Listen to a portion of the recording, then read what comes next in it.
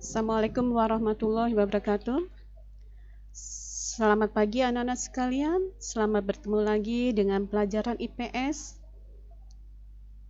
Hari ini kita akan belajar tentang potensi sumber daya alam dan kemaritiman.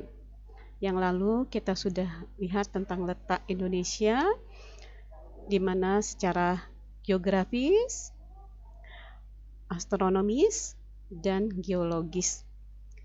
Nah, anak-anak, kita lanjut tentang potensi sumber daya alam dan kemaritiman. Yang pertama adalah potensi sumber daya alam Indonesia.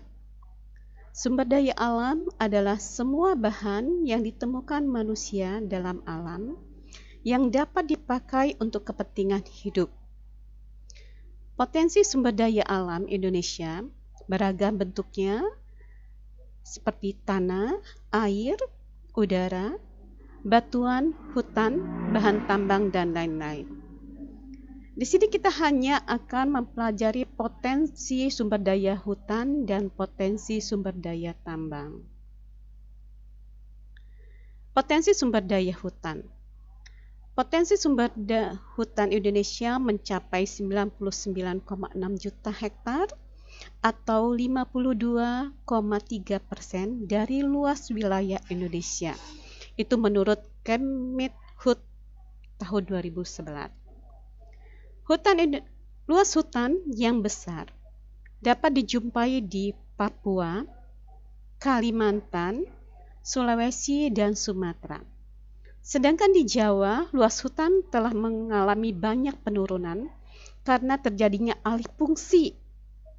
Jadi di sini bahwa yang namanya hutan tadi kalau di Pulau Jawa sudah banyak beralih fungsi. Kenapa beralih fungsi? Karena fungsi hutan tadi, yang hutan berubah menjadi pertanian dan permukiman penduduk.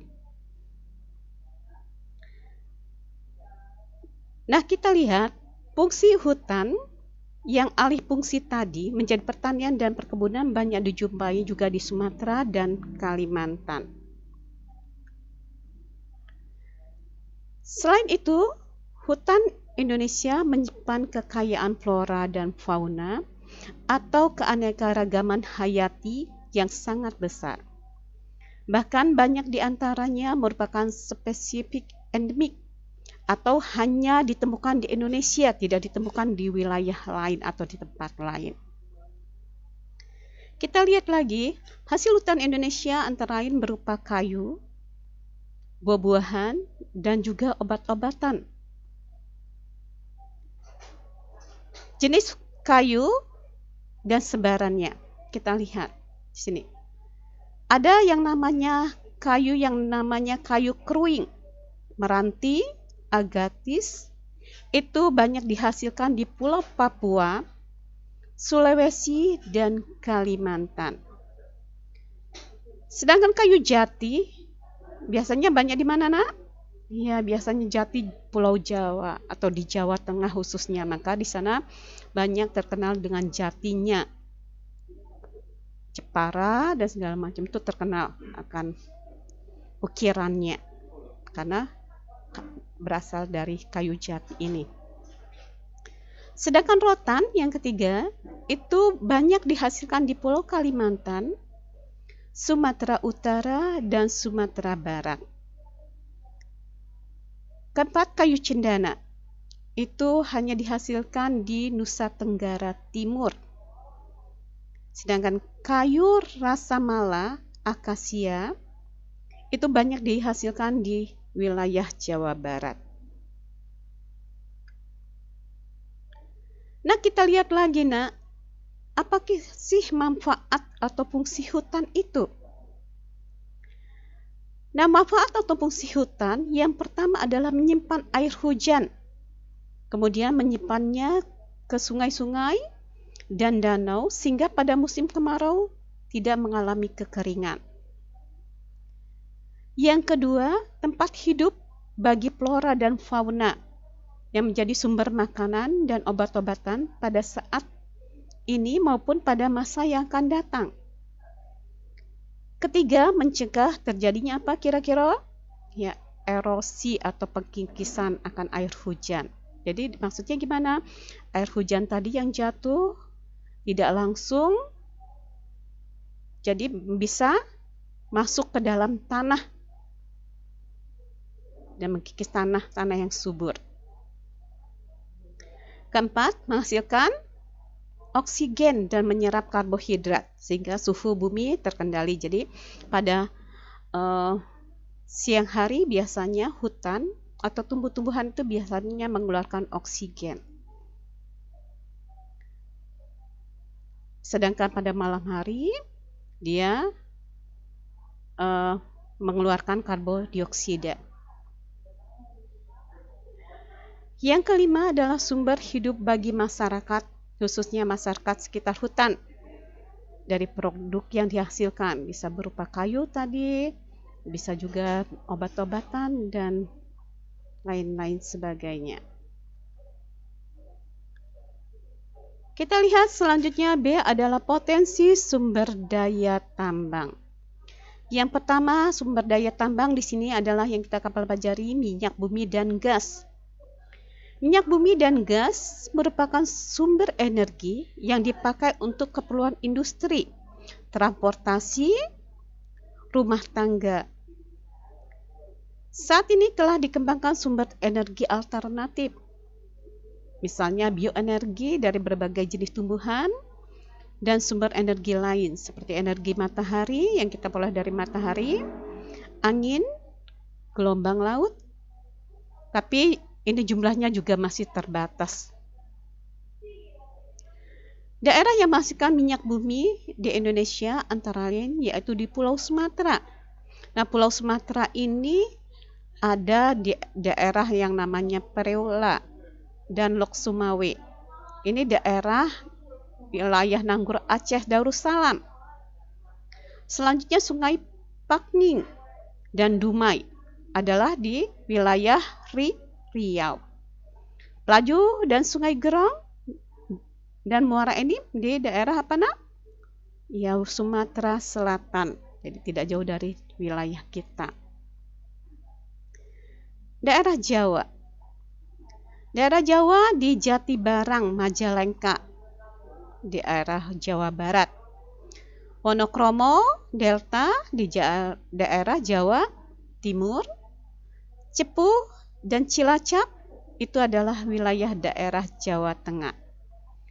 Sedangkan di Pulau Kalimantan itu terdapat di Pulau Tarakan, Balikpapan, Pulau Bunyu, dan Sungai Mahakam itu di wilayah Kalimantan Timur. Sedangkan Rantau, Tanjung, dan Amantai itu di wilayah Kalimantan Selatan. Sekarang di Pulau Malukunya. Pulau Maluku terdapat di Pulau Serang dan Tenggara. Pulau Papua di Klamono, Sorong, dan Babo. Yang kedua adalah batu bara. Apa sih yang dimaksud dengan batu bara? Sebelum kita di mana aja wilayah yang menghasilkan tambang batu bara.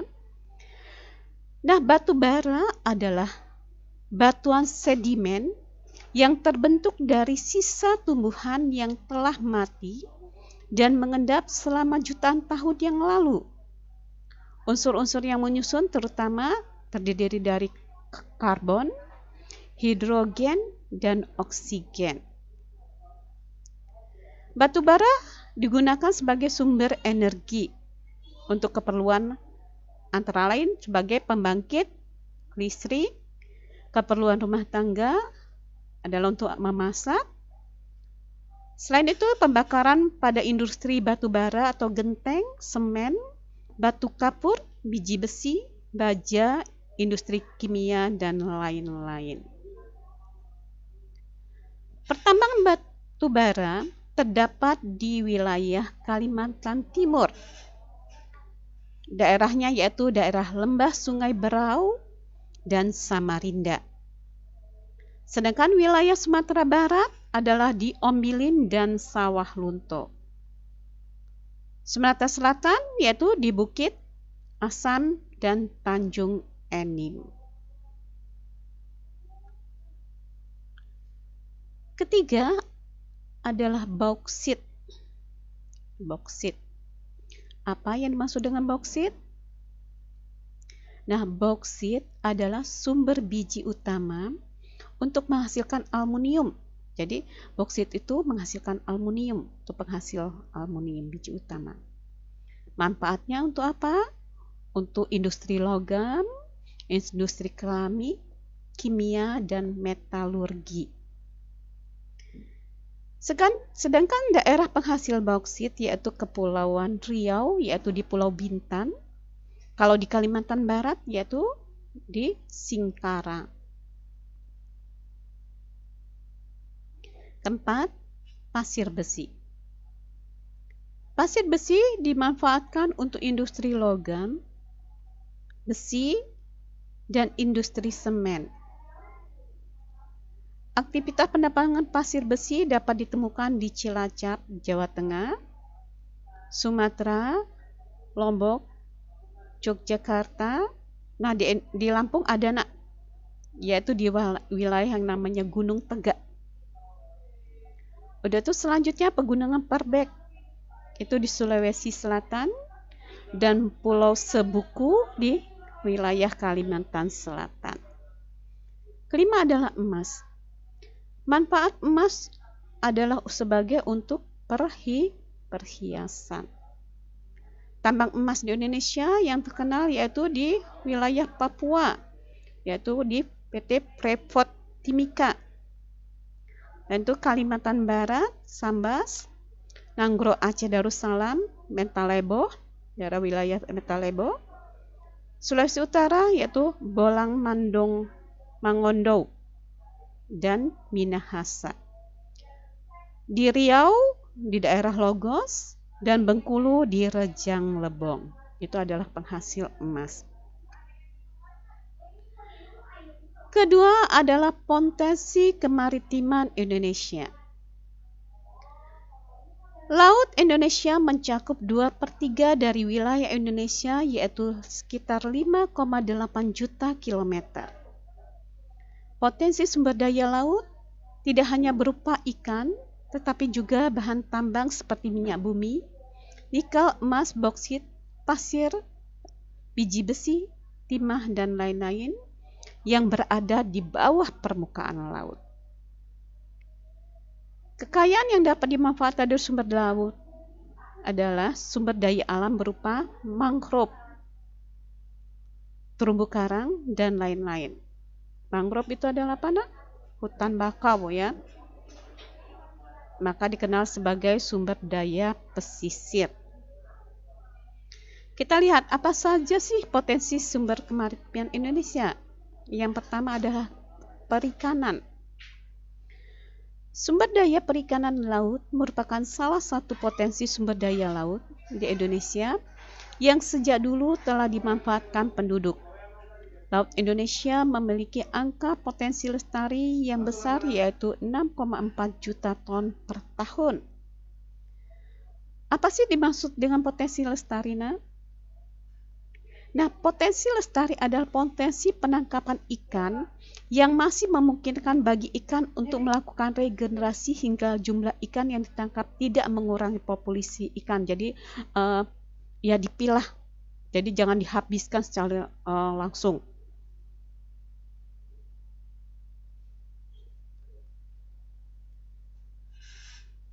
Ada perbedaan sebaran potensi ikan wilayah Indonesia bagian barat dan timur.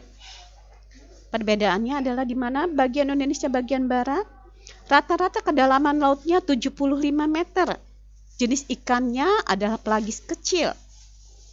Sedangkan berbeda dengan wilayah Indonesia bagian timur. Indonesia bagian timur lebih dalam lagi. Kedalaman lautnya 4.000 meter. Nah, karena kedalaman lautnya lebih dalam, laut dalam ini ya, maka ikannya juga akan berbeda. Kalau di sini pada Indonesia bagian barat kedalaman hanya 75 meter, ikannya pelagis kecil, sedangkan ini adalah pelagis besar seperti cengkalang dan ikan tuna. Penduduk di wilayah pesisir, khususnya di pantai wilayah utara Pulau Jawa, masyarakatnya mengembangkan budidaya ikan dengan menggunakan tambak. Nah, jenis ikan yang dibudidayakan adalah ikan bandeng dan udang. Kita di Indonesia juga banyak sekali praktek pencurian ikan yang disebut dengan illegal fishing. Nah, wilayah yang sering sekali dicuri wilayah perairan kita adalah Laut Arafuru, daerah Papua sana, wilayah Papua.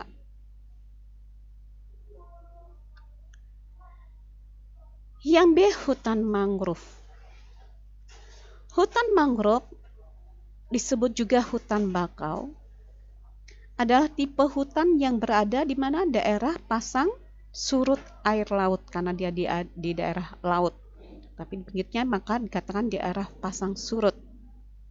Jadi di mana dikatakan pasang surut wilayah air laut? Karena pada saat air pasang, di mana hutan mangrove pasti akan tergenangi oleh air laut. Maka akan sebaliknya, pada waktu air surut, maka hutan mangrove bebas dari genangan air laut.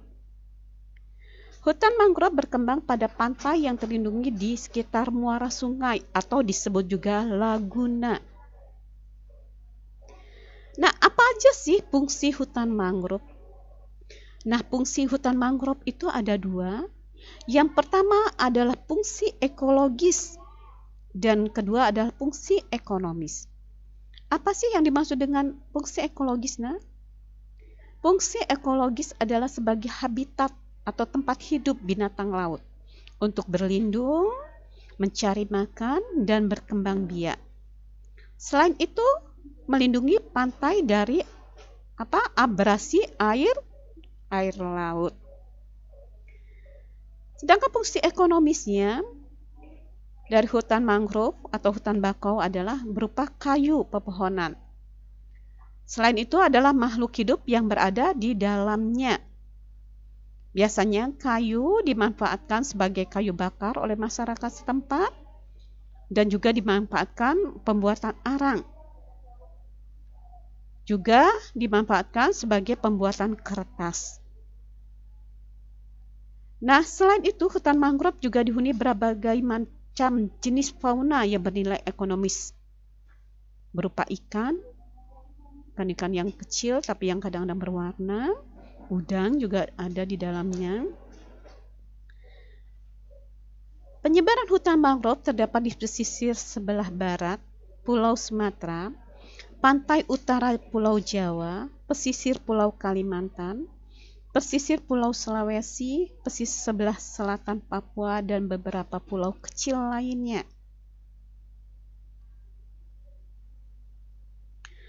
Hutan mangrove terbesar di wilayah Papua, Sumatera, Kalimantan, Sulawesi, Jawa, Bali, dan Nusa Tenggara Barat.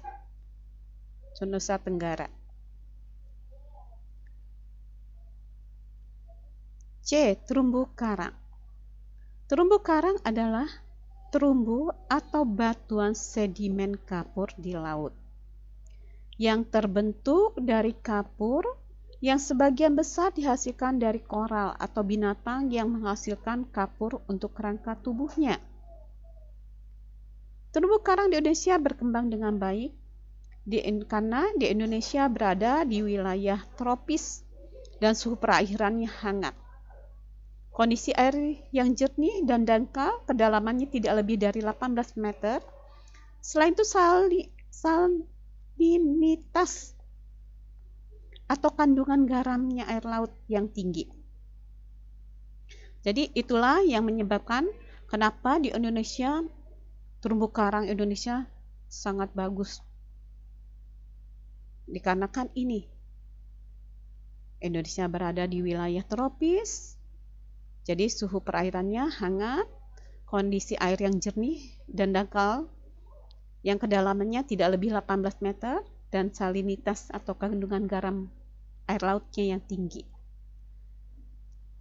Terumbu karang wajib dilindungi dan kerusakan karena memiliki manfaat yang bersifat ekonomis, ekologis maupun sosial ekonomis.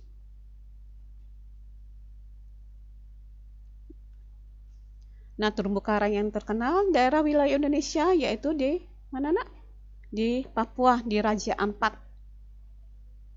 Itu dikenal sampai luar tentang wilayah terumbu karang Indonesia.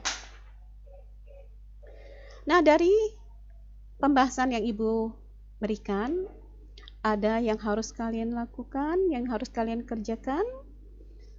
Hanya 4 soal yang harus kalian kerjakan. Yang pertama adalah apa manfaat atau fungsi hutan. Yang kedua, sebutkan tempat penambangan emas di Indonesia. Nah,